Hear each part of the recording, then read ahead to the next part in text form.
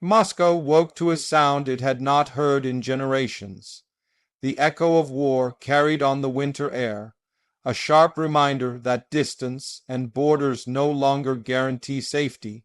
Before dawn, as traffic lights blinked on empty avenues and the river lay dark beneath bridges of stone and steel, a series of explosions rippled across the capital. The shock was not only physical, it was psychological, striking at a long-held belief that Russia's center of power was untouchable. Sirens cut through the silence. Emergency lights painted red and blue across apartment facades.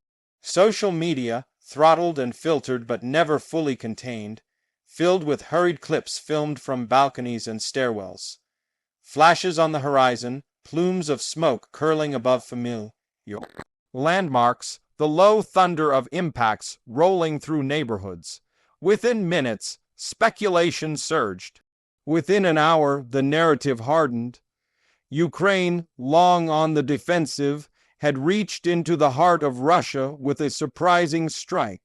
Officials moved quickly to frame events. Statements emphasized isolated incidents, air defense success, and no strategic damage. Yet the scale of the response told another story. Traffic was halted on key arteries, flights were diverted, government buildings locked down, the capital's rhythms faltered as uncertainty spread faster than any blast wave. Markets trembled, parents kept children home, office workers clustered around radios and screens, trying to understand what had changed overnight. What changed was not only the reach of weapons, but the reach of consequences. For months, the war had felt distant to many in Moscow, mediated through speeches and state television. Losses were acknowledged in abstract terms. Hardship was discussed elsewhere. This strike collapsed that distance. It brought the conflict into the capital's daily life, into kitchens and courtyards, into conversations whispered on public transport. The question on everyone's mind was simple and unsettling. If this can happen here, what comes next? The surprise lay in execution as much as intent. Analysts spoke of coordination, of timing chosen to maximize confusion while minimizing civilian casualties. Drones, possibly mixed with other long-range systems, appeared to probe defenses, exploiting gaps and forcing responses that revealed patterns.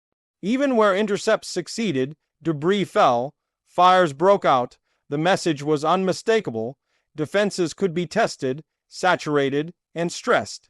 For Kiev, the calculus was fraught. Striking Moscow carried enormous risk. Retaliation was assured. Diplomatic backlash was likely, yet the benefits were equally clear. A blow to morale, a demonstration of capability, a shift in narrative from endurance to initiative. By showing that the capital was not beyond reach, Ukraine aimed to alter Moscow's risk assessment, to inject doubt into decisions made behind heavy doors. In the Kremlin, the response combined resolve and defiance. Speeches invoked resilience, unity, and historical endurance. Security measures tightened. Investigations were announced. The language of chaos was turned outward, accusing enemies of seeking disorder and fear. Yet beneath the rhetoric, the leadership faced a dilemma: escalate and risk broader consequences, or absorb the shock and adjust quietly. Either path carried costs. The international reaction was swift and divided. Allies of Ukraine emphasized the context of self-defense and the reality of a war that had already crossed countless red lines.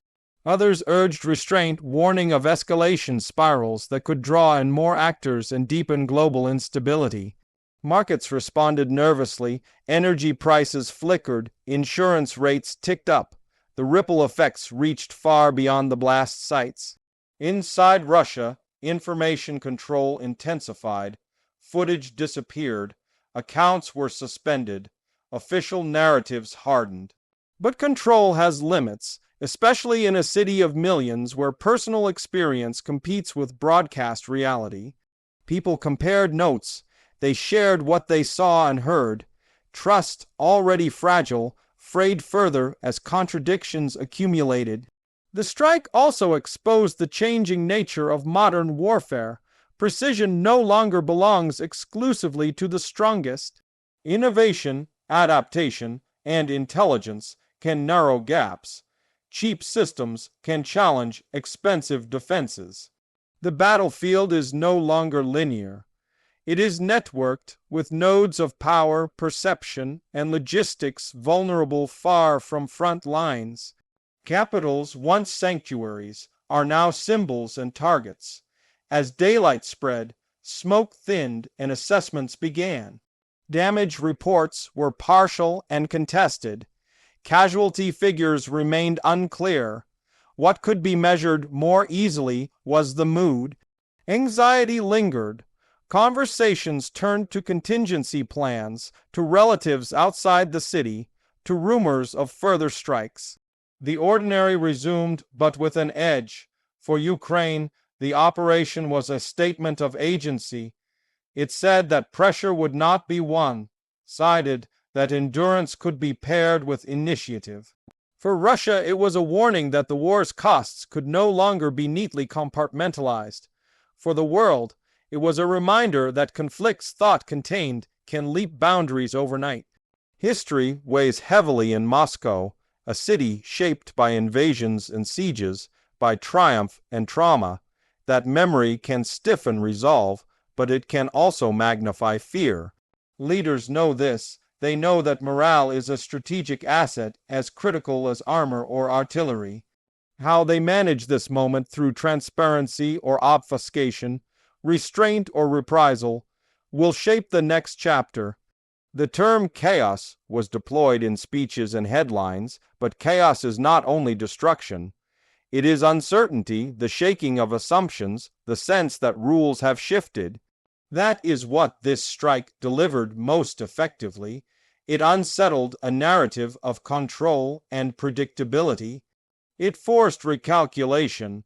As night fell again, defenses hummed and watchfulness replaced routine. The capital held its breath.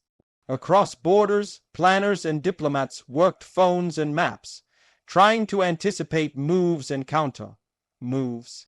The war had taken a step closer to the center, and with it, the stakes had risen. Whether this moment becomes a turning point or a grim footnote depends on choices yet to be made.